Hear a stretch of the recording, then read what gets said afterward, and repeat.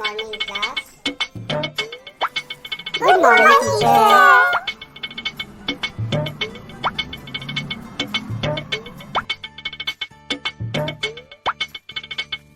बच्चों, इस तस्वीर में बैठे हुए व्यक्तियों को क्या आप पहचान सकते हैं कि कौन कौन है? जी मैम, इन सबको हमने पिछले साल लॉकडाउन में जब रामायण सीरियल आया था उसमें देखा था। ये महर्षि वाल्मीकि के द्वारा लिखे गए रामायण के पात्र हैं। इस चित्र में जो वनवासी हैं वो राम हैं, जिन्होंने अपने माथे पर जूड़ा बनाया हुआ है, उनका नाम श्री राम है। और पत्थर की शिला को सिंहासन बनाकर जो बैठे हैं वो महाराज सुग्रीव हैं। वाह, बहुत अच्छे। पिंकी, अब तुम बताओ, ये जो गदा लेकर खड़े हैं ये कौन है? दीदी, इनका नाम हनुमान है। इनको हम लोग बजरंगबली भी कहते हैं। राम और लक्ष्मण को महाराज सुग्रीव के पास बजरंगबली ही लेकर गए थे। बहुत अच्छे बच्चों, आज हम लोग श्री राम और महाराज सुग्रीव की मित्रता के बारे में पढ़ेंगे कि कैसे इन दोनों में मित्रता हुई और सच्ची मित्रता क्या होती है, इसके बारे में जानेंगे। बहुत सुंदर। आयुष्मान, क्या तुम बता सकते हो कि सच्ची मित्रता पाठ हमारे पाठ्य पुस्तक में किस पुस्तक के अंश के रूप में लिया गया है? इसके मूल पुस्तक का नाम क्या है? दीदी, सच्ची मित्रता पाठ रामचरितमानस से उद्धृत है। पाठ को और या विस्तार पूर्वक पढ़ने से पहले आज हम लोग इस पाठ के कवि के बारे में जानते हैं। रामचरितमानस की रचना गोस्वामी तुलसीदास जी ने की है। इनका जन्म 1532 ईस्वी में बांदा जिला के राजापुर गांव में हुआ है, जो अभी उत्तर प्रदेश में स्थित है। बच्चों, भक्ति काल के कवियों में तुलसीदास का नाम अत्यंत आदर के साथ लिया जाता है। वास्तव में गोस्वामी तुलसीदास राम भक्ति शाखा के प्रतिनिधि कवि हैं। या अब तुम बताओ, सच्ची मित्रता पाठ के कवि का नाम क्या है? जी मैम, सच्ची मित्रता पाठ के कवि का नाम गोस्वामी तुलसीदास है। Very good. उनके गुरु का नाम नरहरि दास था और उनकी पत्नी रत्नावली थी। पत्नी के उपदेश से ही उन्हें वैराग्य और ज्ञान प्राप्त हुआ। उनके जीवन का अधिकांश समय काशी, अयोध्या और चित्रकूट में व्यतीत हुआ। 1623 ईस्वी में काशी के अस्सी घाट पर उनका निधन हो गया। दीदी, हमें तुलसीदास और रत्नावली की कहानी सुनाओ ना। चिंकी, तुलसीदास के संबंध में यह कथा प्रचलित है कि ये जन्म लेते ही अनाथ हो गए थे। जब ये कुछ बड़े हुए तब इनकी शादी रत्नावली नाम की एक लड़की से हो गई। ये अपनी पत्नी से बहुत प्रेम करते थे। एक बार की घटना है, इनकी पत्नी चली गई अपने मायके, और जैसे ही पत्नी मायके चली गई तो इनको उसकी बहुत याद सताने लगी। इनको अपनी पत्नी से मिलने का मन करने लगा। बस इन्होंने आओ देखा न ताओ और चल पड़े पत्नी से मिलने के लिए अपनी ससुराल। जैसे जैसे ये रास्ते में बढ़ते गए, आंधी तूफान इतना जोर से आया, नदी में बाढ़ आ गई। पानी थमने का नाम नहीं ले रहा था, किंतु तुलसीदास भी चलते रहे। ये भी आखिरकार अपने ससुराल में पहुंच गए और आंगन की मुंडेर से एक सांप लटक रहा था, लेकिन ये मोह में इतने अंधे हो चुके थे कि इन्हें वह सांप रस्सी के समान दिखा और उसी सांप को पकड़कर ये आंगन में चले गए। जब इनको वहां पर इस हालत में रत्नावली ने देखा तो वह काफी विदुषी महिला थी। वह समझ गई और उसने अपने पति अर्थात गोस्वामी तुलसीदास को एक झिड़की दी। उन्होंने कहा, हाड़ मांस के देह सो तामे ऐसी प्रीति, ऐसी जो भगवान में होती, होती न भव भीति।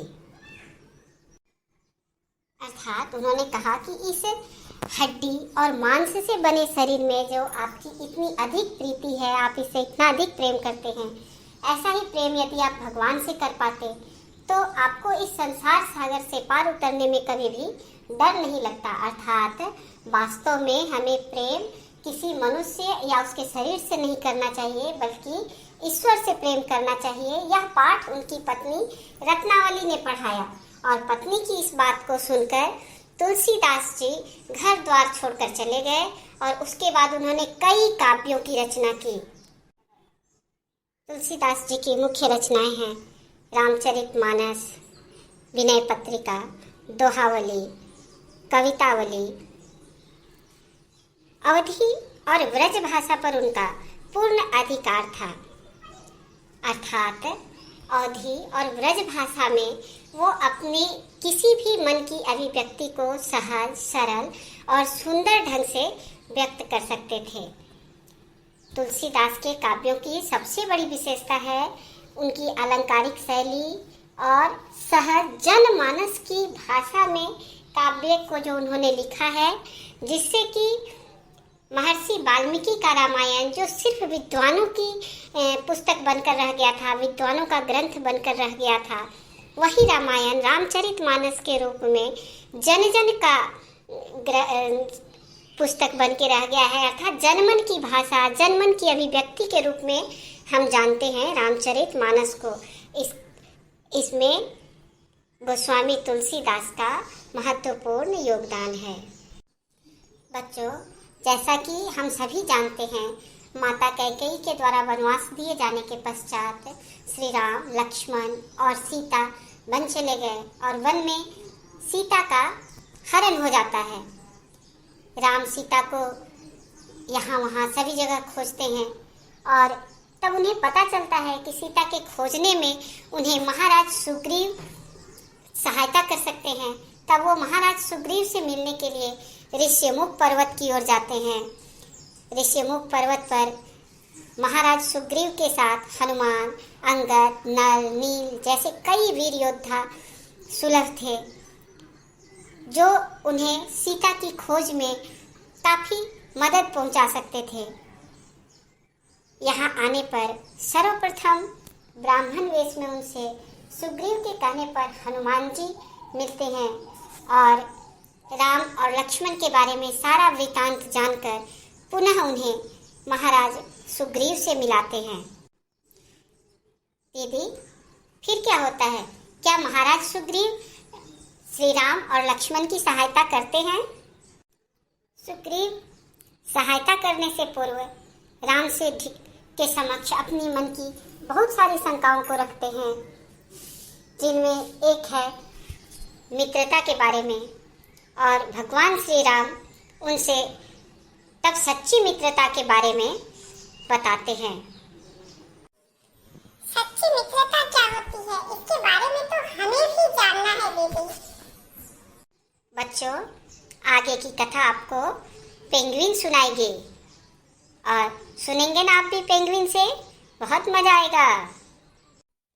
जीन मित्र दुख होहि दुखारी, तिनहि बिलोकत पातक भारी, निज दुख गिरि समरज करि जाना, मित्र क दुख रज मेरु समाना। बच्चों, रज का अर्थ होता है धूल। मेरु एक पर्वत का नाम है। आप देख सकते हैं जिन है, तीन है, ऐसे शब्दों का यहाँ इस्तेमाल किया गया है। ये शब्द अवधी भाषा के हैं। अब इस पूरे दोहे का अर्थ हमको पेंगुइन बताएगी। चलिए उसी से सुनते हैं कि वह अर्थ क्या बताती है। इसका अर्थ है, जो मित्र के दुख से दुखी नहीं होता, उसे देखने मात्र से भी पाप होता है। जो व्यक्ति मित्र के दुख को पहाड़ के समान और अपने दुख को धूलि के समान समझे, वही सच्चा मित्र होता है। या क्या तुम बता सकती हो कि जो व्यक्ति अपने मित्र के दुख को देखकर दुखी नहीं होता है, उसको देखने मात्र से क्या होता है? जी दीदी, जो व्यक्ति अपने मित्र के दुख को देखकर दुखी नहीं होता, उसको देखने मात्र से भी हमें पाप लगता है। अर्थात हमें अपने मित्र के दुख में दुखी और उसके सुख में सुख मिलना चाहिए।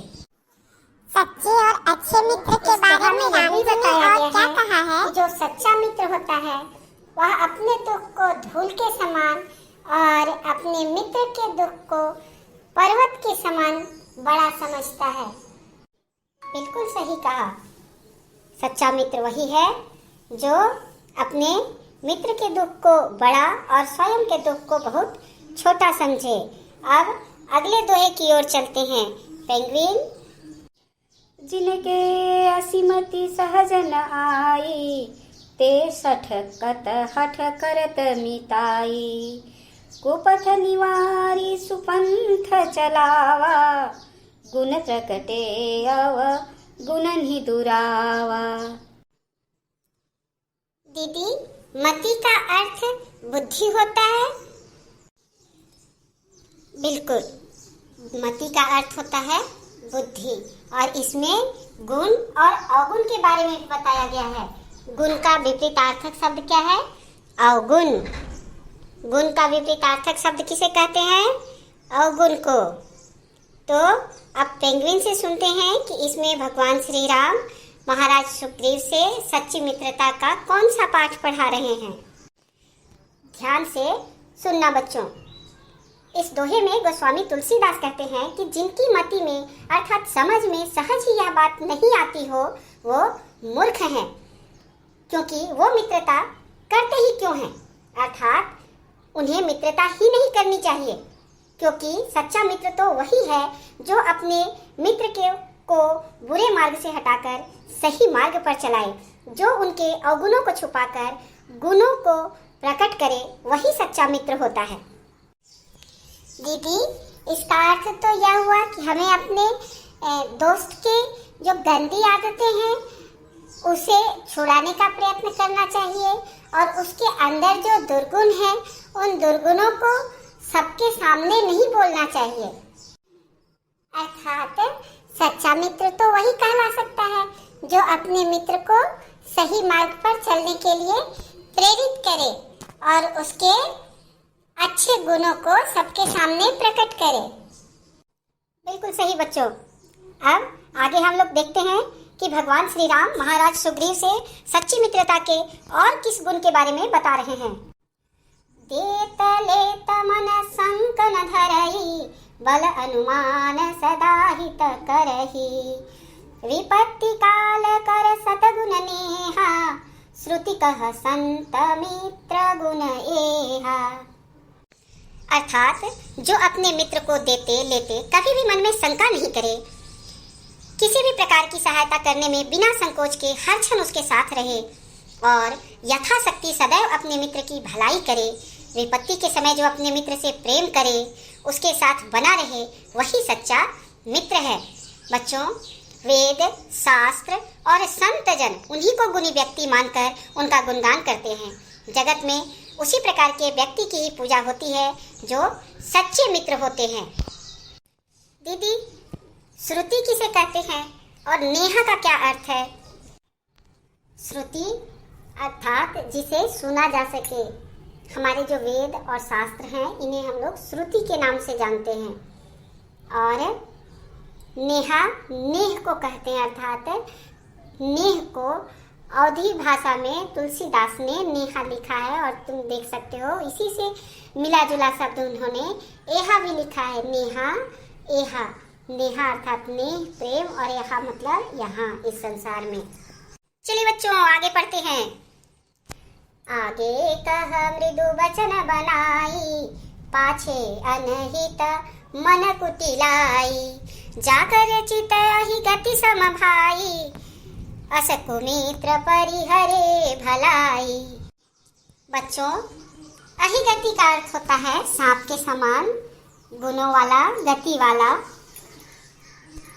बच्चों, जो व्यक्ति सामने तो मीठा मीठा बोले, बात करे, किंतु मन के अंदर कुटिलता का भाव रखकर पीठ पीछे अनहित करे, हानि पहुंचाए, ऐसे स्वभाव वाले व्यक्ति जो सामने प्रेम से अच्छी बातें करते हैं और बगल हटते ही मन की कुटिलता से हानि पहुंचाने की कोशिश करते हैं, तथा जिस व्यक्ति का चित्त अर्थात हृदय सांप के समान होता है, जो कब काट ले पता ही नहीं चलता, ऐसे मित्र का अविलंब त्याग कर देने में ही भलाई होता है। बच्चों, आगे का दुआ मुझसे सुनो। सेवक सठन रे कृपण कुनारी, कपटी मित्र सूल समचारी, सखा सोच त्यागहु बल मोरे, सब विधि करब काज मैं तोरे। बच्चों, श्री राम कहते हैं, मूर्ख नौकर, कृपण अर्थात तुच्छ हृदय वाला, तुच्छ स्वभाव वाला राजा, दुष्ट स्त्री और कपटी धोखेबाज मित्र, ये सभी सूल के समान अर्थात कांटे के समान प्राणों को हर लेते हैं, अर्थात हमें कष्ट पहुंचाते हैं। इसलिए इनका अविलंब त्याग कर देना चाहिए। इसलिए हे मित्र, तुम मेरे बल, मेरी शक्ति की चिंता का त्याग कर दो। वो सभी तुम्हारे हित के लिए है। मैं हर प्रकार से तुम्हारा हित ही करूँगा, तुम्हारा कल्याण ही करूँगा। या बताओ, कांटे के समान कौन कौन है जो हमारे प्राणों को हर लेते हैं? दीदी, कांटे के समान हमारे प्राणों को हर लेने वाले लोग हैं मूर्ख सेवक अर्थात नौकर, कृपण अर्थात तुच्छ हृदय वाला राजा, दुष्टा नारी और धोखेबाज कपटी मित्र। ये चार हमारे प्राणों को हरण कर लेते हैं। ठीक उसी प्रकार जिस प्रकार कांटा के चुभने से हमें दर्द होता है, उसी प्रकार ये हमें दर्द देते हैं। बच्चों, अब हम इस पाठ के कुछ प्रश्न और उत्तरों को भी देखते हैं। आयुष्मान, बताओ, सच्चा मित्र कौन होता है? विपत्ति काल में उसका व्यवहार कैसा होता है? दीदी, सच्चा मित्र वह होता है जो अपने दुख को धूल के समान और अपने मित्र के दुख को पर्वत के समान बड़ा समझे, जो विपत्ति काल में मित्र का साथ कभी न छोड़े, जो सिर्फ मित्र के सामने ही नहीं, मित्र के पीछे भी उसकी बुराई न करे, और सच्चा मित्र वही होता है जो कभी भी अपने मन में अपने मित्र के प्रति कुटिलता का भाव नहीं रखता, उसे हानि पहुंचाने का भाव नहीं रखता है। चिंकी, तुम बताओ, जो व्यक्ति आगे मीठे वचन बोलता है और पीछे से मन में बुरे विचार रखता है, उसके साथ हमारा व्यवहार कैसा होना चाहिए? जो व्यक्ति हमारे सामने अच्छा बोलता है और पीछे बुरा बोलता है, उसके साथ हमारा व्यवहार उसे तुरंत त्याग देने वाला होना चाहिए। ऐसे व्यक्ति के साथ हमें मित्रता का व्यवहार नहीं रखना चाहिए। चौपाई के आधार पर सच्चे मित्र के 5 लक्षण बता सकते हैं? सच्चा मित्र अपने दुख को छोटा और मित्र के दुख को बड़ा समझता है। सच्चा मित्र हमारे अवगुणों को छुपाकर गुणों को प्रकट करता है। सच्चा मित्र कभी भी अपने मित्र की बुराई नहीं करता, ना मित्र के सामने ना मित्र के पीछे। वह हमेशा अपने मित्र का सहयोग करता है। सच्चा मित्र अपने मित्र को कभी भी हानि नहीं पहुंचाता है। सच्चा मित्र अपने मित्र को विपत्ति काल में अकेला नहीं छोड़ता, बल्कि उसके साथ खड़ा होता है, हर संकट में उसका साथ देता है। बच्चों, इस पाठ के अनुसार सच्चा मित्र हमारे जीवन की कठिनाइयों को समाप्त कर उसे सहने की शक्ति देता है और हम हर विपत्ति में हमारे साथ खड़ा होता है। इसलिए हमें किसी भी कष्ट को सहने में बहुत दुख नहीं होता। बच्चों, अब सच्ची मित्रता पाठ के बारे में हम थोड़ा संक्षिप्त रूप में जान लेते हैं। सच्ची मित्रता रामचरितमानस से लिया गया है। इसमें श्री राम सुग्रीव से सच्ची मित्रता के महत्व को बताते हैं, उसके गुणों को बताते हैं। Thank you.